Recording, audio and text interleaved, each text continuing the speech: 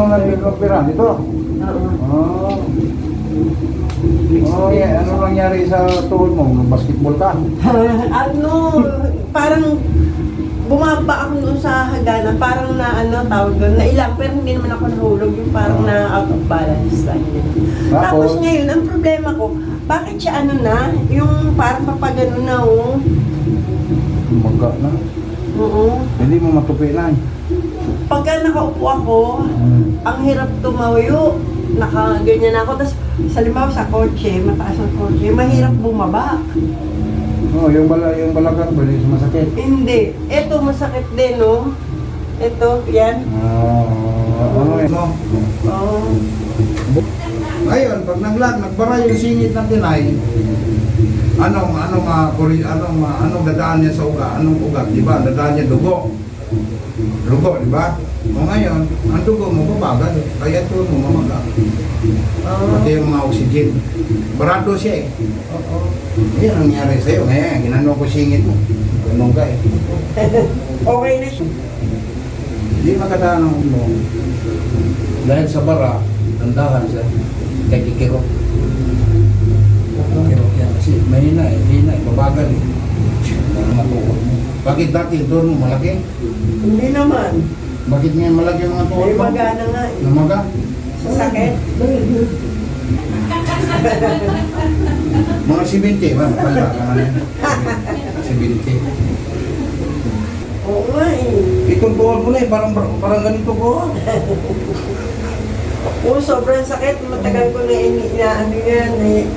matagal na akong nahirapan dyan. Pamangkin ko si Joey. Galing dito yun eh. Si Joey? Joey De Leon? Oo, Joey De Leon.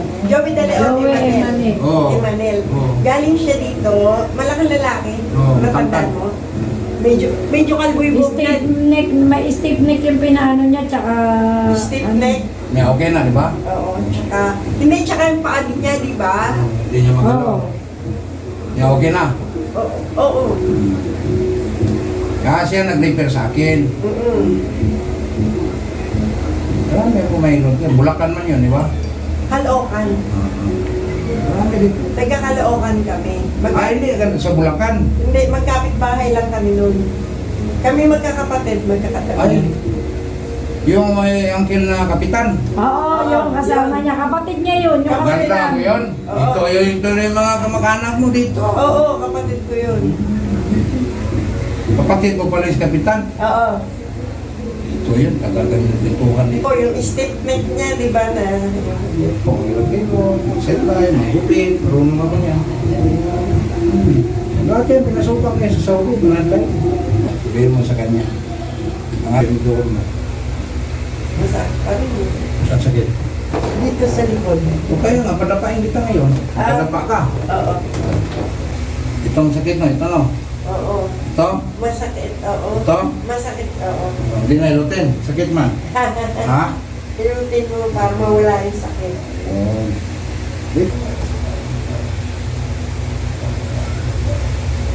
Walang sakit na yun. Oo, wala na. Sabi niya sa doktor, huwag papahilot Bakit daw? lalo daw mama. Yan! Ito siya. Liwanag ko sa iyo ha. Oo. Ito arthritis. Ito arthritis yan. Oo. Ano sabi ng doktor? Osteoarthritis, di ba? Oo. Itong arthritis, ang manghilot na hindi niya alam, hilutin niya yung tuhod mo lang. Oo. Hindi siya maghilot dito. Oo. Di ba? Oo.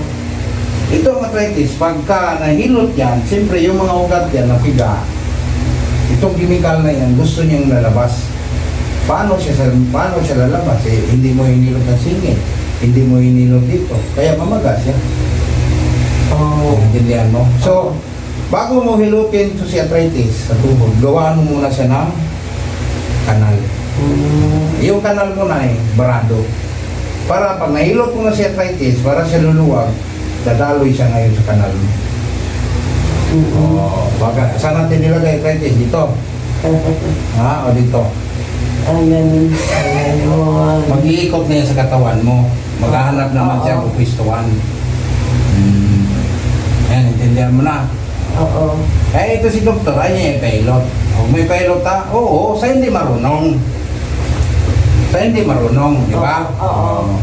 Ano yan? Oh, thank you ha. Thank you. Thank you. Sandali, ah.